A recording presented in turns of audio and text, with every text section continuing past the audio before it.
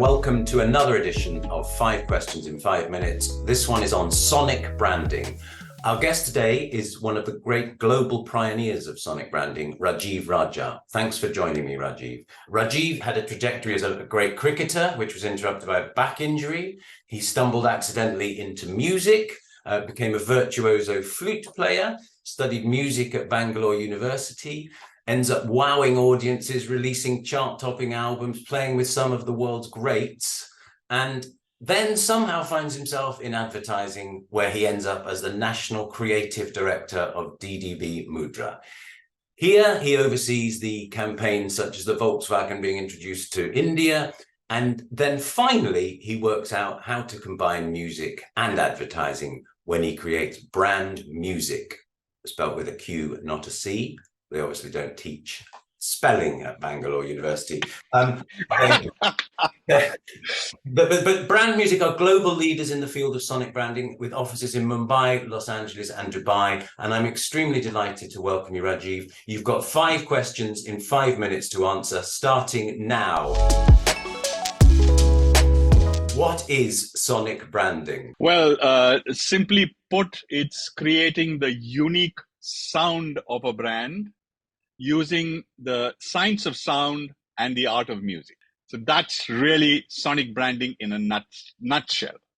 Am I right that you've created words to describe the different versions of that? Yes, absolutely. So we create, in essence, a MOGO or musical logo, but a MOGO sits within a larger framework, a larger sonic framework, which is a MOGOscape, which is like a brand anthem, without words and all instrumental. And in the digital age, we also create a mini MOGO, which is around 1.5 seconds for alerts, notifications, and other stuff on the digital medium, on apps, etc. Which of your clients has embraced sonic branding most enthusiastically, would you say? Well, I would say MasterCard. So we created the global sonic identity for MasterCard a few years ago. And it's been heartening the way MasterCard has embraced the sonic dimension for their brand and have really amplified it brilliantly. So today, the MasterCard sound, or the MOGO we've created, is becoming iconic, literally iconic. So I think I would, without hesitation, say MasterCard, amazing stuff. And they use the same sonic branding across the globe? Across the globe, but with different variations to get closer to different cultures. So we've created a Middle Eastern version, we've created a Latin American version that was great fun, and we've, of course, created the version for India, Greater China, and for Africa. Who was your first key client, and what did you do for them? Oh, wow. So the first big client we got was Vistara, the airlines in India, which is collaborating with the Singapore Airlines. It's a joint venture. And the chairman of Vistara was known to me from my advertising days. So he said, I'm going to give you 15 minutes. During our lunch break, you come and present to the entire board of Singapore Airlines and the joint venture of the Tatas who own Vistara, the brand. And in 15 minutes, if you can convince them, no worries. So you know what I did? I just went and I played my flute. So this is my flute.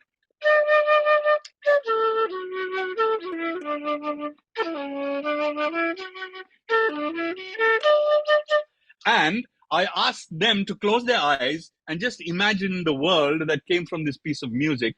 And it's guaranteed, because of the scale that I'm using a pentatonic scale, it's guaranteed that you will see nature, and you will see morning, and you will see dawn, and you will see children playing. And so I said, this is the power of sound.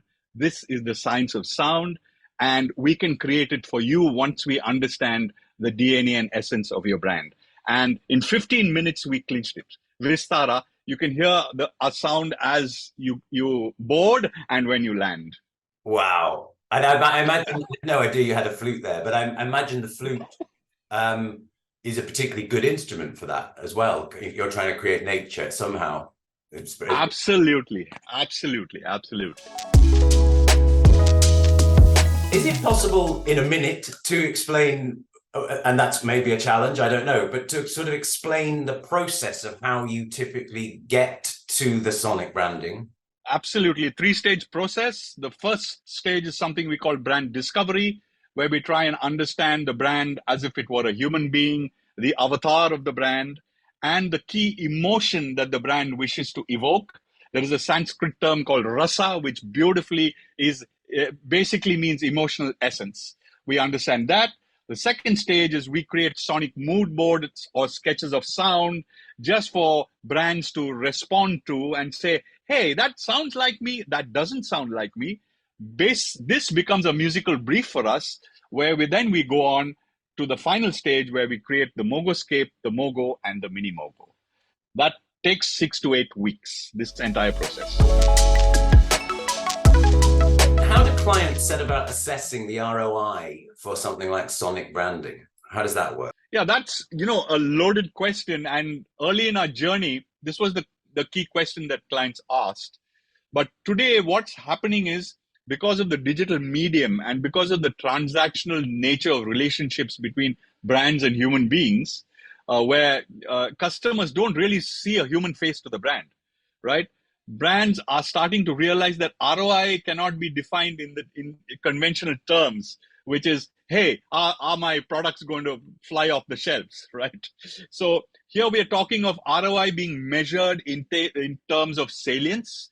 We're talking of ROI being measured in terms of EQ, or emotional quotient, right? So MasterCard, for example, I'm sure they're doing their global tracking studies. And it's the intangible of brand equity that is now being measured and quantified as an outcome of sonic branding. So you're almost return on of emotion almost. Exactly. And how do you measure that? Is that, I mean, because when we're researching brands and stuff, we often use implicit testing or various other, but would you go about that sort of testing at any point? Yeah, so I guess there will be testing. For example, our sonic identities are tested by some brands using a combination of online implicit and explicit testing, but also neuro testing and quali. Quali is very important to really get a feel. But if you're looking at brand tracking studies, I think it will have to be done a little differently. But it would be very similar to how brand equity studies are done over time. So they cannot be done instantly. I think that a brand like MasterCard, for example, after 2 or 3 years is when the real benefits start, coming in. That's really interesting, isn't it? So you're literally building it up over time in the kind of the consumer's mind. That's really interesting. Absolutely. Absolutely. Pressing on quickly, I've heard talk of sonic functions as well as sonic branding. Okay, can you explain that to us? Yeah. So the conventional view of sonic branding was that, hey, we just need to create recognition. We just need to cut through the clutter, and we need to, make our presence heard, right? But today, brands are realizing that sound can play so many other roles. It can play an entire navigational, guidance role. So, for example, on an app, sound can actually guide you through the user experience. So UI is becoming very important. Secondly, there's sonic branding, and there's also sonic utility. So, for example, we recommended to HDFC Bank that whenever the ATM is used and the debit card goes in, their Mogo or musical logo should play. So the ATM is functioning in the first place. And then when you finished your transaction, the Mogo plays again. And that signals that it's safe to leave the ATM. So brands are recognizing that it's not just a branding benefit that they can get, it's also a business benefit and a customer utility that they can provide. So actually, when you appeared on my Zoom, there's a sonic indication that you were there, which there's and actually one of our clients is a big sort of global streamer, and I know when you kind of land in there's a very familiar noise, so that would count. It just says you've arrived. And that's a sonic utility, you're saying, essentially. Yes, absolutely. The app has kicked in. Brilliant. Rajeev, what is your favorite book or movie of all time and why? Movie of all time is The Godfather. I mean, you know, I love movies. I've seen a hell of a lot of movies, right from the art films of Godard and our very own Satyajit Ray. But I think The Godfather is the movie that epitomizes the convergence of art and commercialism.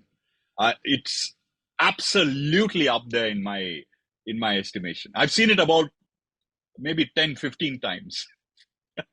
I love it. I realize that it's Absolutely. a holiday. It's a holiday in India, and I know you're getting on a plane to go all over the world. So we really appreciate your time. Thank you. 5 questions, 5 minutes. Thank you so much, Rajeev. Brilliant. Thank you, Paul.